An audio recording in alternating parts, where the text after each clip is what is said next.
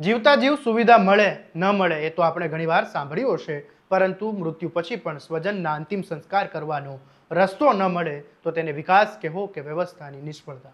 સુરેન્દ્રનગરના ખાડાગોડામાં એક પરિવાર પર એવી સ્થિતિ આવી.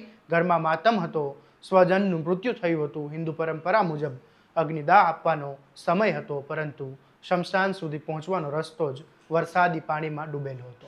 અંતે પરિવારે પોતાના સ્વજનને અગ્નિદાહ આપવાના બદલે દફનાવવાની ફરજ પડી હોવાની ઘટના સામે આવી. અને હવે સૌથી ચોંકાવનારી વાત એ છે કે સ્થાનિકો છેલ્લા 15 વર્ષથી શમશાનની યોગ્ય વ્યવસ્થા માટે માંગ કરી રહ્યા છે, પરંતુ સવાલ એ છે કે વિકાસના મોટા મોટા દાવાઓની વચ્ચે પણ શું એક ગામને શમશાન અને ત્યાં પહોંચવાનો રસ્તો આપવામાં 15 વર્ષ પણ ઓછા પડે? જીવતા માણસને સુવિધા મળે કે ન મળે, પરંતુ મૃત્યુ પછી પોતાના પરંપરા પ્રમાણે અંતિમ વિધિ કરવાનો અધિકાર પણ વ્યવસ્થાના અભાવે છીનવાઈ ગયો છે. જવાબદાર આ મામલે હવે જવાબદાર કોણ, તે વિગતે વાત કરીએ આપણે આ અહેવાલમાં.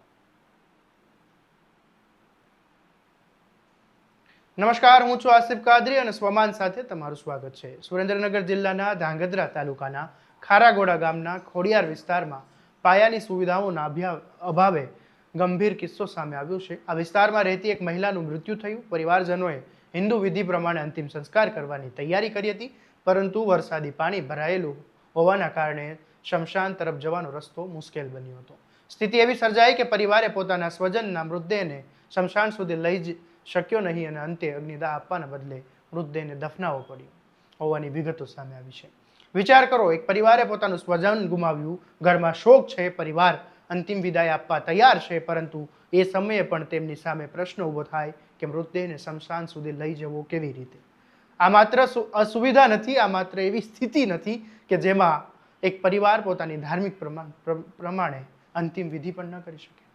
ખારાગોડામાં શમશાન ગૃહની યોગ્ય સુવિધા માટે સ્થાનિકો લાંબા સમયથી વર્ષોથી રજૂઆત કરી રહ્યા છે. સ્થાનિકોનો આરોપ છે કે 15 વર્ષથી માંગ કરવામાં આવી રહી છે, છતાં આજ સુધી સમસ્યાનો કાયમી ઉકેલ આવ્યો નથી.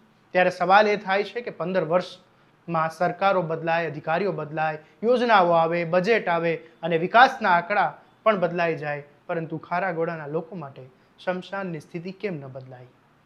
રસ્તો, પાણી, વીજળી, શિક્ષણ, આરોગ્યની જેમ પાયાની જરૂરિયાત છે, તેમ ગામમાં અંતિમ વિધિ માટે યોગ્ય વ્યવસ્થા હોવી એ પણ જરૂરી છે. કોઈ વ્યક્તિના મૃત્યુ બાદ તેના પરિવારને પોતાની ધાર્મિક માન્યતા અને પરંપરા પ્રમાણે અંતિમ વિદાય કરવા માટે, અંતિમ વિદાય આપવા માટે પણ જો તંત્ર સામે વર્ષો સુધી રજૂઆત કરવી પડે, તો પછી છેવાડાના માણસ સુધી વિકાસ પહોંચ્યાના દાવા સામે સવાલ ઊભા થવા એ સ્વાભાવિક છે. ખાસ કરીને ચોમાસામાં આ સમસ્યા વધુ ગંભીર બની જાય છે.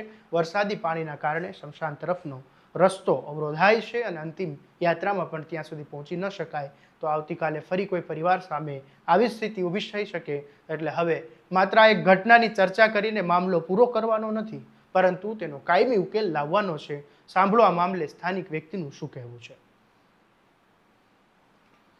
કે ખારાગોડા સ્ટેશન છાપરી તો તમે જોવો મારા વાલા, અને બીજા ગામના તમે સ્મશાન જોવો મારા વાલા. એટલે જ તમને કહું છું કે આ વિડીયો વધુ શેર કરજો. ખાસ કરીને ખારાગોડા ગ્રામ પંચાયતના સરપંચ અને દસાડા તાલુકાના ધારાસભ્ય પીકે પરમારે સાહેબને જરૂર વિડીયો શેર કરજો મારા વાલા. ગામજનોની પોઝિશન તમે જુઓ, ક્યાં અગ્નિ સંસ્કાર કરવો એ જ મોટો પ્રશ્ન છે. શું કેવું છે ગામજનો તમારું? હાલત તો જુઓ. એટલે જ કહું છું મારા વાલા, આ સેવાનું કામ છે. વિડીયો વધુ શેર જરૂર કરજો દસાડા તાલુકાના ધારાસભ્ય સુધી. અતિશય વરસાદ હોવાના કારણે ખારાગોડા સ્ટેશનની હાલત તો જો મારા ભાઈ, કે આ સબને ક્યાં દફનાવવું, ક્યાં સળગાવવા એવી પોઝિશન નથી મારા વાલા. તમે જોઈ શકો છો.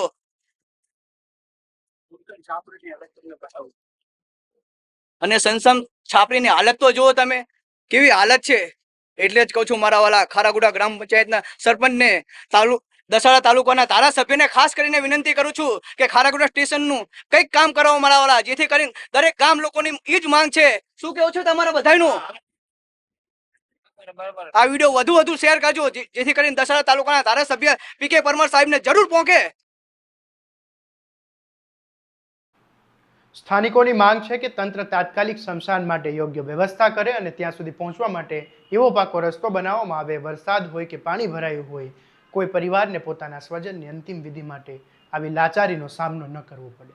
સાથે જ જો 15 વર્ષથી રજૂઆતો થઈ રહી હતી, તો આ માંગનો ઉકેલ કેમ ન આવ્યો હોય અને જવાબદારી કોની હતી, તે સવાલોના જવાબ પણ તંત્રએ આપવા જોઈએ. કારણ કે વિકાસ માત્ર મોટા બ્રિજ, હાઈવે અને ઇમારતોના ફોટા નથી. વિકાસની સાચી કસોટી ત્યાં થાય છે જ્યાં છેલ્લા છેવાડાના માણસને તેની સૌથી મૂળભૂત જરૂરિયાતના સમયે વ્યવસ્થા સાથ આપે. ખારાગોડાના આ ઘટના પછી એ જ સવાલ પૂછી રહી છે કે એક પરિવારને પોતાના સ્વજનને પોતાની પરંપરા પ્રમાણે અંતિમ વિધિ આપવાની વ્યવસ્થા પણ ન મળે તો આપણે ક્યાં વિકાસની વાત કરી રહ્યા છીએ. હવે જોવાનું એ રહેશે કે આ ઘટના બાદ તંત્ર જાગે છે અને ખારાગોડાના લોકોની વર્ષોથી પડતર માંગનો કાયમી ઉકેલ લાવે છે કે પછી થોડા દિવસ ચર્ચા થાય છે, બાદમાં આ મુદ્દો પણ સરકારી ફાઇલોમાં દફનાવાઈ જાય છે.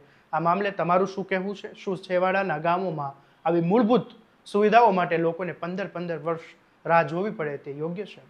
અમને કોમેન્ટમાં જરૂરથી જણાવજો અને આવા જ જનહિતના દરેક અહેવાલો માટે તમારા સ્વમાનને લાઇક, શેર અને સબસ્ક્રાઇબ કરવાનું ભૂલતા નહીં. નમસ્કાર.